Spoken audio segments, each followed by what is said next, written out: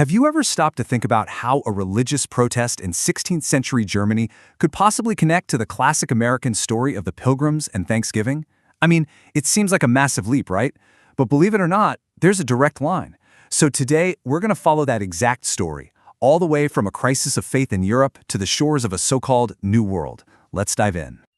Okay, to really get this, you have to try and put yourself in the shoes of an average person living in Europe back in the 1500s.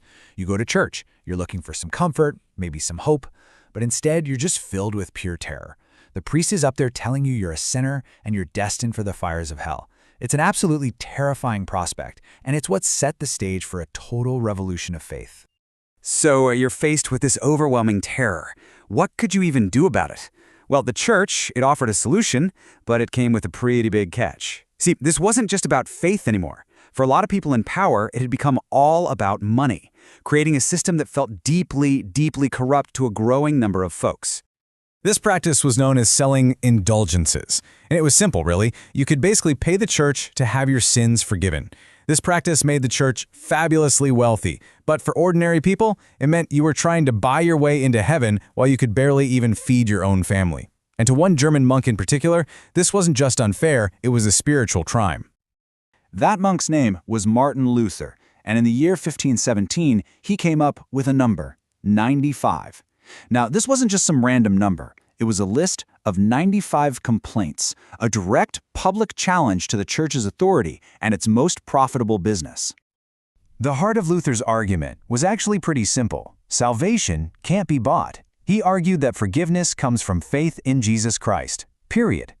In 1517, he sent his 95 Theses to the church bishops. But, and this is the crucial part, thanks to the brand new technology of the printing press, his ideas spread, and he encouraged everyone to read the Bible for themselves. And guess what? When they did, they found that nowhere, absolutely nowhere, does it say you have to pay for forgiveness.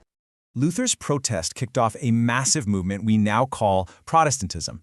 It spread like wildfire all across Europe, splintering into all these different groups. And for some, like a group called the English Separatists, just reforming the church wasn't enough. No, they wanted a complete and total break, a place where they could practice their faith freely, with zero interference. And it's that desire that ultimately puts a group of them on a tiny ship headed for America. You know, this timeline really lays out the whole story, connecting the dots over 150 years.